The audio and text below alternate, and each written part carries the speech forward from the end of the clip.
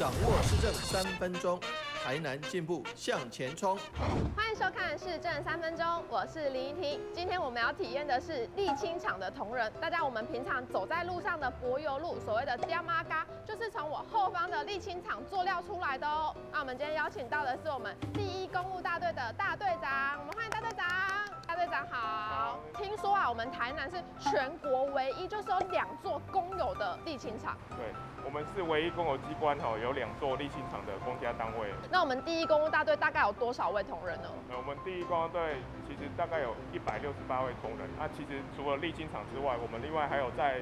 台南市永华6区这个大型公园的维护，大概有78座。大队长，我还有一个疑问，就是我们柏油啊，就是我们为了雕妈嘎，它里面的成分大概有什么啊？我们柏油有三个主要成分沙、石头、柏油就是沥青，3个就是加热搅拌而成。说到加热，它那个真的超高温的，而且在烈日下又加高温，所以其实同仁真的是相当的辛苦哦。那我们要去体验一下他们的辛苦，大队长现在是不是带我们到现场啊？好，走。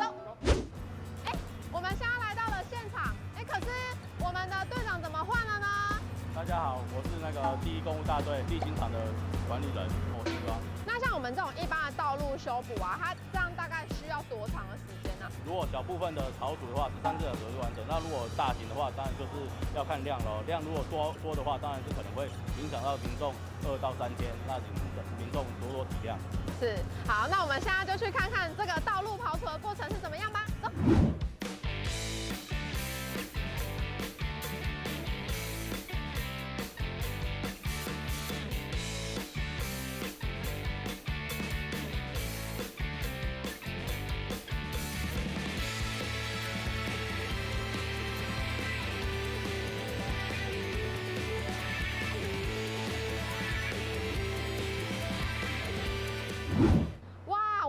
终于知道，原来我们第1公务大队的同仁是这么的辛苦，所以呢，我们平常如果在路上看到我们公务局的同仁，真的要对他们敬上非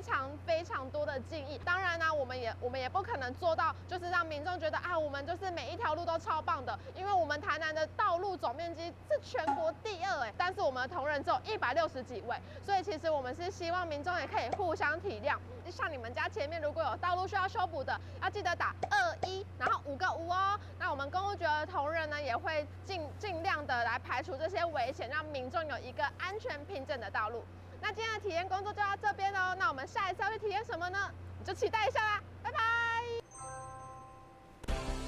接下来请收看中嘉新闻。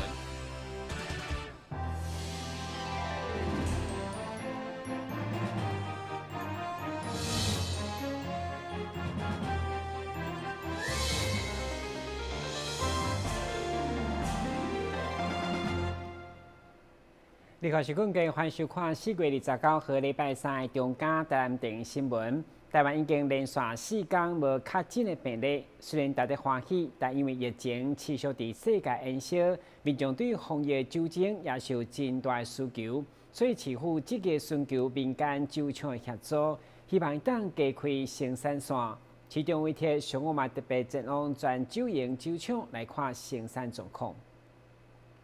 台南市政府将防疫适当作战，除了每礼拜定期召开防疫会议，协调物资以及任务等相关的措施。伫会中定定有工业会、清洁工会以及工厂反映有防疫酒精不足的状况。对此，市府向咱市全九龙以及坤甸2间民间的酒厂提出加开防疫酒精生产线请求，同时向中央争取防疫酒精免征烈酒税。现在嘛得到经济部正面的回应。国营事业要投入酒精生产是很快，一声令下，只要把设备调整好，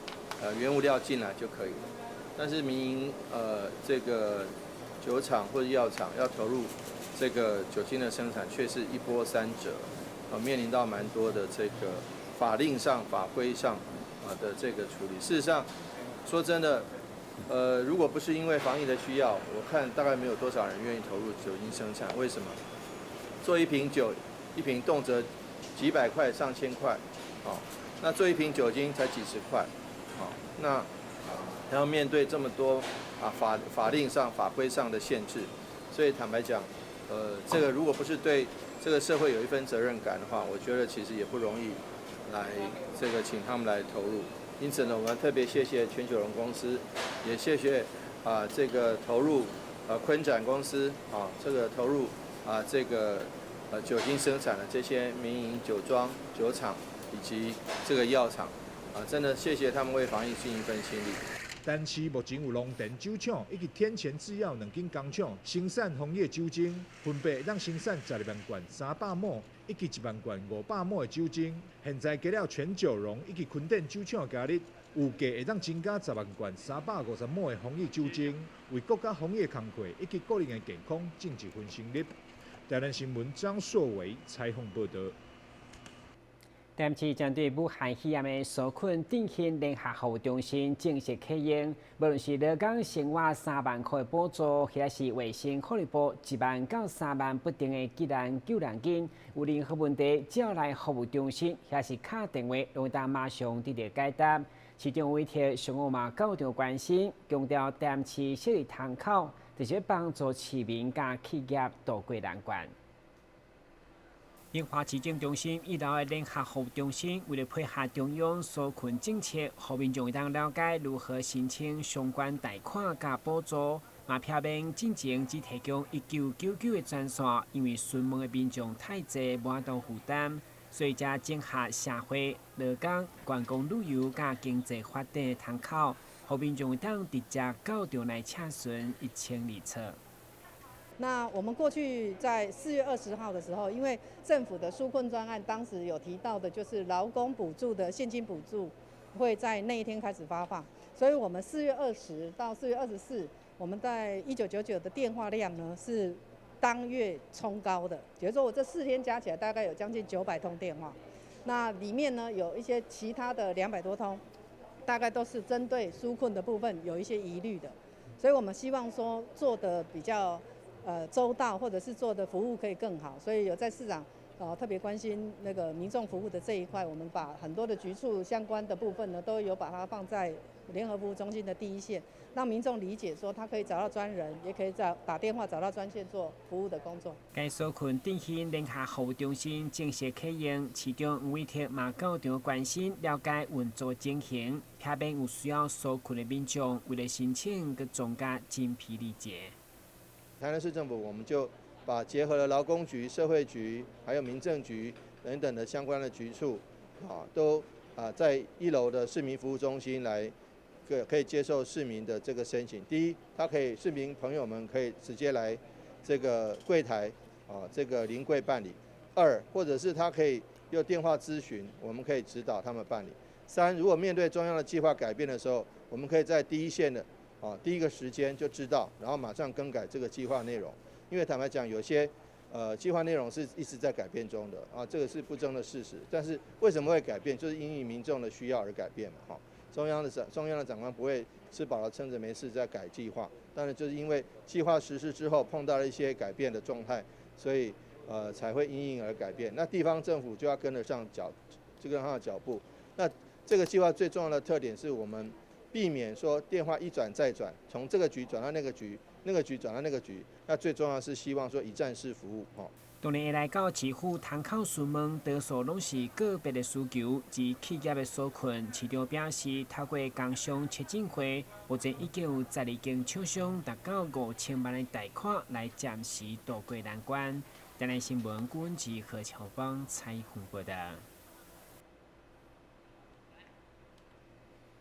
市府为民服务阁有新的进展，特别伫地政的业务，除了去年新增加32个地政服务站以外，今年更进一步要互一个偏远的民众伫调阅地质资料，或者是询问地政问题时，会让直接透过网络视讯，而这嘛当讲是地政的线顶学习加线顶服务。过去民众若需要申请地质、土地建物登记等地政资料，拢需要到市府或者是地政事务所。不过现在市府都要伫各区公所设立地政工作站，核发填本等作业。对今年开始，已经进一步透过网络，让民众伫厝内地当申办。上午市府地政局盛大举办记者会宣传。市府表示，因应疫情，希望依照地政局的经验，扩大到各局处，和服务再升级。像许多偏远的地方的民众，他在调阅地籍资料，还是询问地震问题的时候，都可以借由视讯来服务。所以说，这可以说是地震的线上学习、线上服务。我相信也为政府的服务，开拓了新的里程碑。尤其将来疫情终究会过去，但是疫情过去之后呢，我们的服务这个线上服务还是存在着。所以说，能够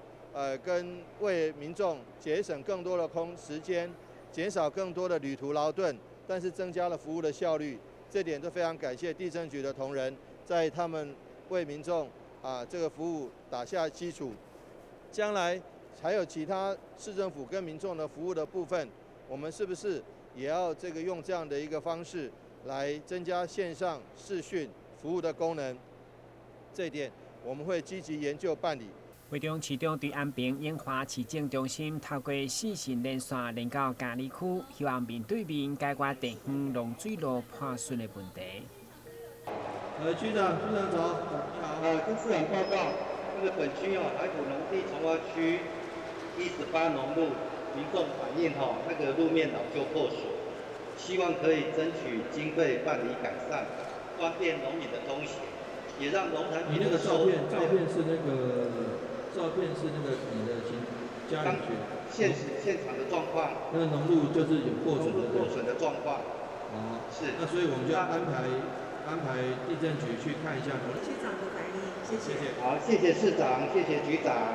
再见。谢谢，再次来感谢我们卢局长。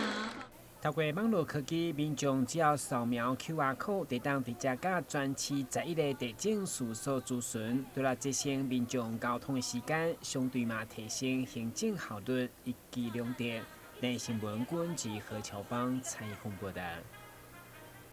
虽然过去政府一直有推行一里一活动中心的重要政策，不过南区郡南里却一直争取未得，这等到8里公家用。上午议会民政委员会到里来公布好消息，也是争取27档的活动中心将会定案，预计今年得当完成规划设计，明年施工。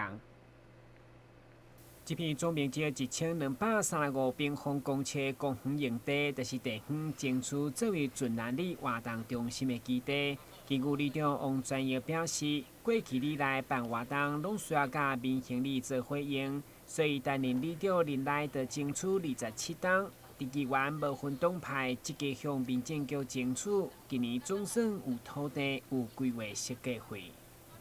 所以无这活动中心，大家讲。要来发挥对里民，要来用伊的关照，种种脑会有诶无诶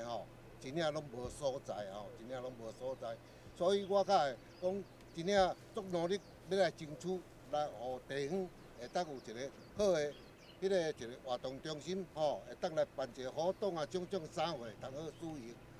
上议会民政委员会各委员甲地方的议员拢亲身来到现场会勘。民政局长颜金彪嘛明确表示，今年底得完成规划设计，明年编列预算施工。间隔我们预定是到年底应该都可以有一定的完成的阶段了接着下来就是讲咱可能大概会对经费嘛加重视，就是讲。我们经费我们今年的经费先编规划设计费100多万，我们也今年没有问题所以这会是违建是真的违真的。争取27档的郡南里活动中心已经有谱，而我嘛再次要求民政局按照进度，千万唔通跳票，同时甲地方沟通规划设计，真正符合需求。今天民政委员来到这边。是再一次跟我们地方乡亲讲，我们有在进度，这是一点。第二，规划的过程中要听在地的声音。第三，在今年年底的设计那个工程款一定要到位。现场定现未来这栋2层楼活动中心的设计模型图，互里民相当安慰。以后总算有属于家己的活动空间。台南新闻管及何乔邦采访报道。这段节广告过后，马上登来新闻现场。跟我们一起走进阅读森林吧！我们将阅读分成6大主题。首先邀请到新时代作家杨富敏、江儿、李炳书、阿春爸、IG 作家，来到台南爱读册节目中与您见面。敬请锁定每晚8点半第3公用频道。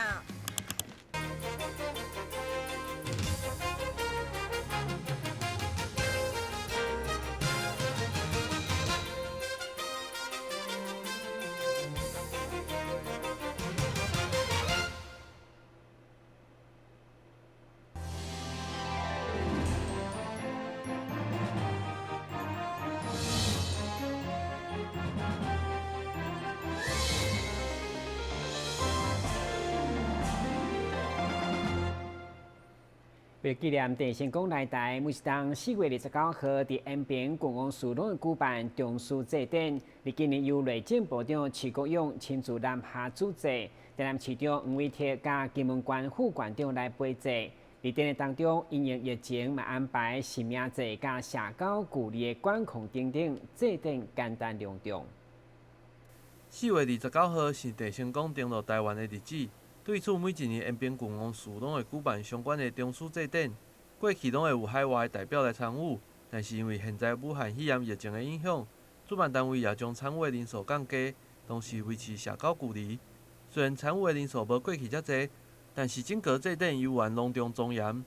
市长王伟哲也感谢中央重视文化传统的仪式。郑成功所代表的当然是一个这个开台的一个过程，而且也是对于这个台湾的一个整个开发的过程，能够对于文化上的一个保留，宗教上的一个保留，这点我们是非常感谢中央能够重视这个，郑成功延平郡王的祭祀。那每年我的祭祀有时候是这个内政部长代表中书，那有时候是我们市长我个人代表。那不管是如何，我们对于这个郑成功的祭祀，这个每年的这个祭祀还是会如常的进行。那为了因应防疫需要，我们现场的人数都有大幅降低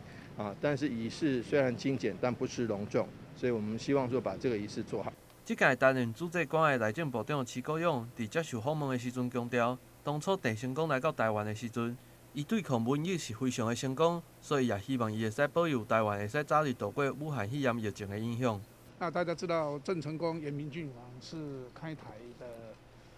延平王所以台湾整个的开垦在郑成功的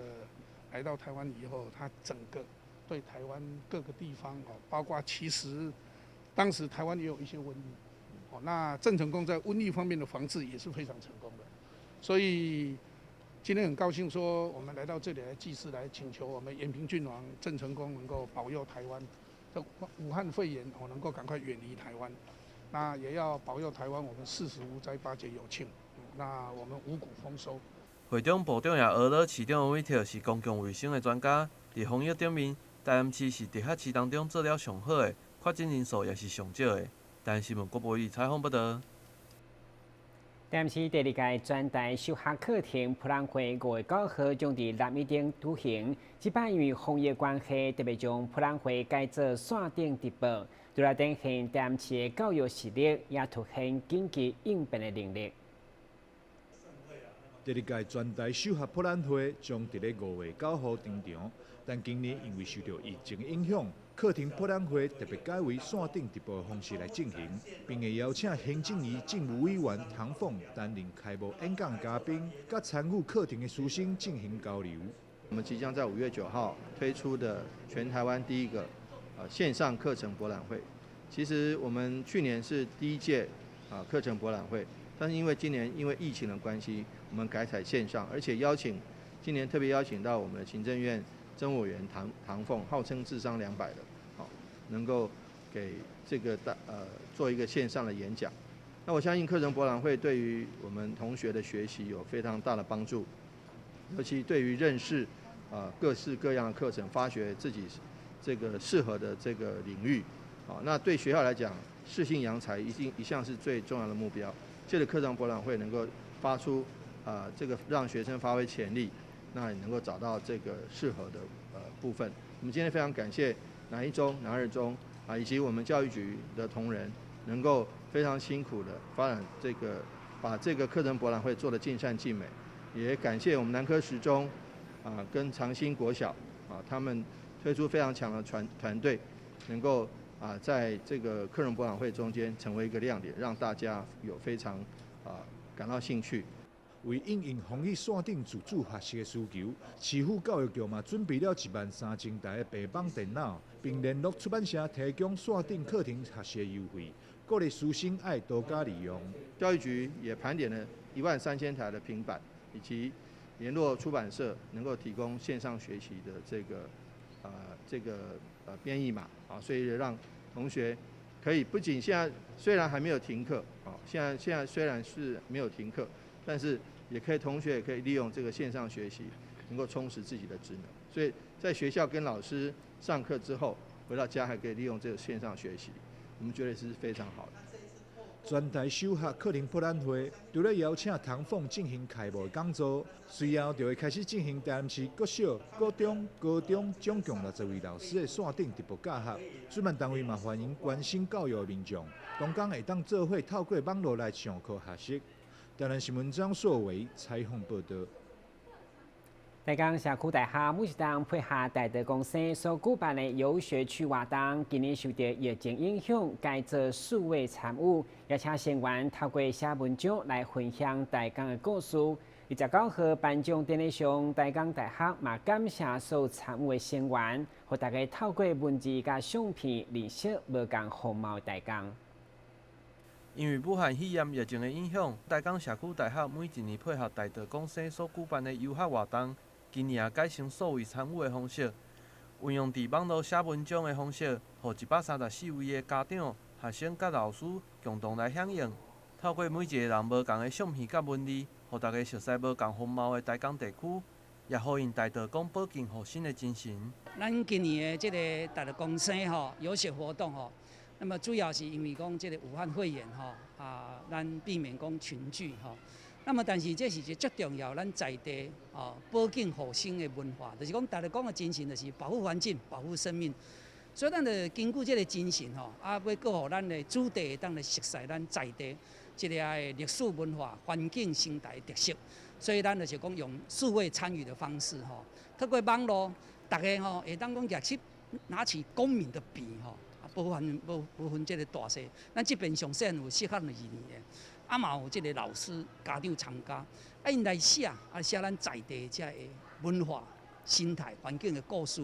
透过网络，互大家虽然伫这个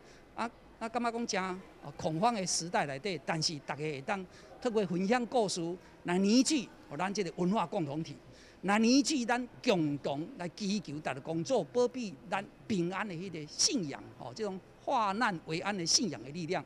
互更较侪人来分享，来因就是咱这个会当讲一个共同体。台江社区大学伫29号下午也来举办颁奖典礼，颁发予参与的成员一人一只的平安菇。同时得到人气奖的人也会使得到一只大只的平安菇，祝福参与的成员拢平安顺利，这也互现场的学生拢非常的欢喜。刚开始之后，我就是发现，就是很多人写的台江样貌都不一样，可是如果有100多个人来投稿的话，我就是也看到100多个不一样的台南样貌，我觉得非常的有意思。透过每一个人的写作，互今年台德公司游学期的活动悠然顺利来举办，也演变出一套全新的模式。相信未来透过数位结合实地调查，会使互大家看到台江地区无同的一面，同时也会使看到每一个人无限的创意。台新闻郭武义采访报道。以上就是4月29号中嘉台中新闻，非常感谢你的收看，咱再会。